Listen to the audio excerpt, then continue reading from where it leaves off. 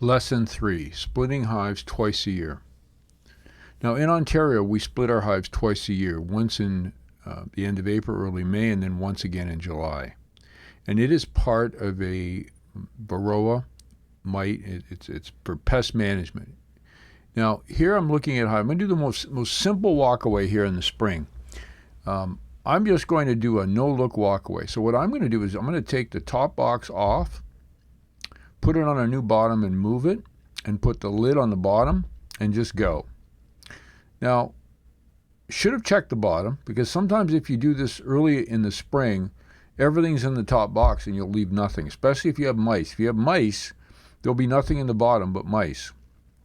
So sometimes it helps to take a quick look.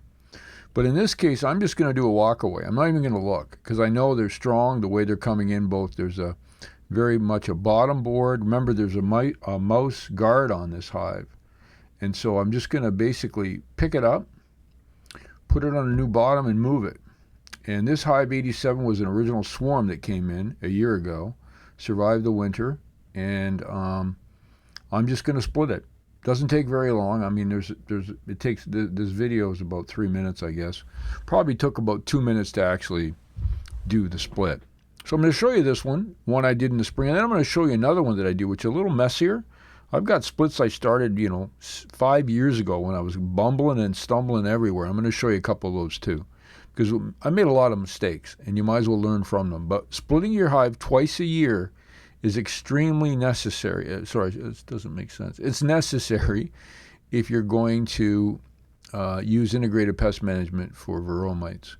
Now you can see the propolis here, because I don't open my hives as much as a lot of folks. It is a grind getting the propolis off here, and that's a big part. Now I do use quite a bit of smoke. That's another thing I do use quite a bit of, because I think it's helpful for the bees in the sense of breaking down the pheromones. Look at me just grind out. This is a tough one, and you're going to see there's different things happening. I'll lift it up and take it, and it's quite heavy. You see that frame come up? Very risky, but when you do it in the spring, if I roll a queen, I know they can make another. They have a lot of time to fix my mistakes.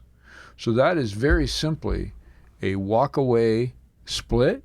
Took about 2.5 minutes, even with my bumbling and stumbling. Now here I am 5 years earlier trying the same thing. And this is, believe it or not, this hive survived. I'm trying to do a walk-away split here. And you're going to see sort of a bunch of mistakes I make, which is, we all do them. The point is these walk-away splits are very forgiving, usually.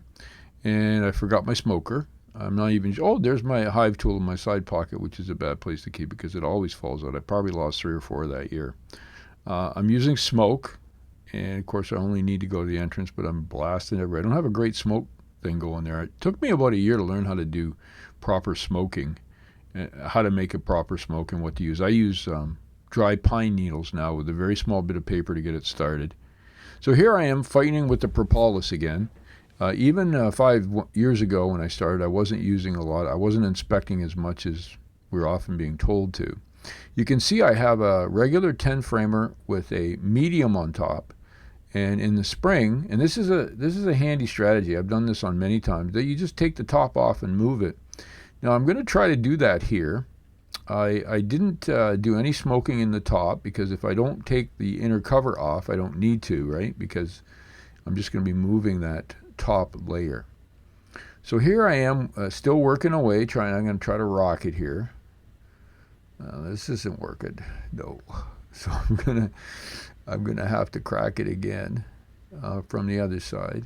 Bees aren't real happy with me, I remember, at this time. Fortunately, I have work boots on and I'm totally suited up. By the way, I always do that. I don't believe in the whole macho thing of let me get stung, and then I'm always fully suited, even when I cut the grass around them. Now you can see when I move that over to the new bottom, that was pretty smooth. But look at the hunk of comb there with brood on it. Now watch what happens. Oh my gosh. Ugh. That's embarrassing. And then I'm using smoke. I don't know why I start doing that, because I basically messed that up, and there's no smoke coming out anyway, because I made a bad a smoke batch there. So anyway, I just simply put that on. I try to scrape the bees so that I don't hurt them, and I'm going to try to reposition that comb and at least have them come and rescue some of that. But it's a very, very difficult process I'm going through here. You can see I crushed some bees and really, really dumb move. I put the lid back on and get out of there. But you can see when you start, they can be quite forgiving. And that other hive did survive the next year, so the split did work. The queen did go off and mate, and the bottom stuck it out the way it was. And that was a 5-year-old split, walk away with a lot of trouble. Still only took a couple minutes. So the final little clip I'm going to show you, this is a hive from this year. This is one of our survivor hives, Hive 51. It is set up for hive monitoring. We'll be talking about that in the final lesson. So I'm going to go in here and try to do a split. Now this isn't a walk. This is a walk away, but I'm actually going to look at the frames, because what I'm trying to do is to create as many hives as I can from our scruffy genetics. It has a wool top inner cover. I placed wool in there probably, I think it was 2 years ago we started with wool. Prior to that it was wood chips. And this hive is just quite incredible, the bees. Now even though this is recently, you can still, I'm still bumbling and stumbling somewhat. A lot of propolis. This is April 24th, 2025, getting in to do this split in Ontario, Canada. It is a 8-on-8, survive the winter, and this is my attempt at doing walk-away splits with as many frames as I can. I have everything from 2-frame nukes with me, 4-frame, 8, and 10, just to see depending on what's necessary. Used a lot of front entrance monitoring. Again, we're going to talk about that in our final lesson before I decided to go in and open this up, because I didn't want to go in too often, because we know that can harm the bees. So I start taking out frames and having a look. And remember, I'm looking for eggs, and I'm looking for food to be on that frame as well, if possible, with some brood. So if I don't see that, I keep going. Now, a lot of this is difficult to know. Now, here's the other thing. Sometimes you take the queen, and I have taken the queen accidentally, and they'll have to make another, which is the advantage of doing this in April, because they do have time to do that.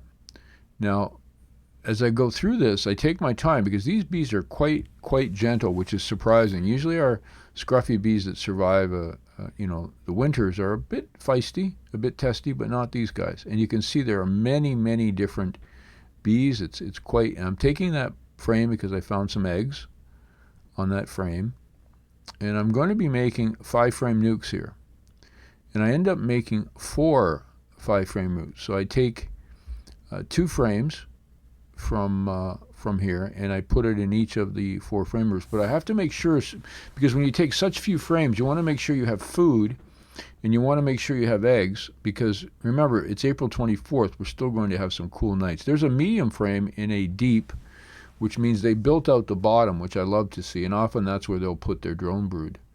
But again, it's another that I'm able to take. It has some brood on there, as well as eggs and so on. So these were quite successful. And this is a slower process than the walkaway, which is why I like the total walkaway. If I had taken the top box and just moved it, I could have made 2 from 1.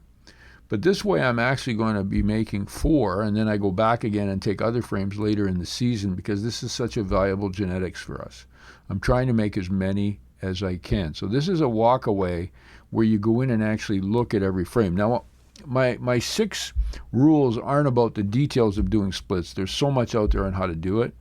I'd suggest, if you're not sure, you've never done one, work with a mentor, or just go online and have a look at a number of the walkaway split videos, or take a class. They'll talk about it as well.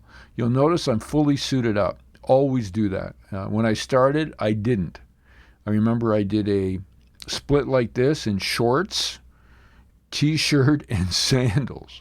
And that day, I think I had 9 stings in about 2 minutes, that I had to go get some meds and so on, because I was starting to feel a little uncomfortable. But I think there's nothing to be gained by letting the bees sting you and die and then hurt you. I like to get stung about 5 times a year, and what I do is I just take my gloves off, and eventually, because you're going to roll a bee or two and they're going to sting you when you put the frame back in or whatever, and that's about it for me. But be cautious when you do that. So this again is a walk-away split. We split our bees twice a year in Ontario, in end of April, beginning of May, and then again in July. That gives us a strong queen going into the winter, but also helps with brood breaks. Many of our hives also swarm, even though we do all of this, which also helps with brood breaks and helps them survive. This is lesson 3, splitting twice a year.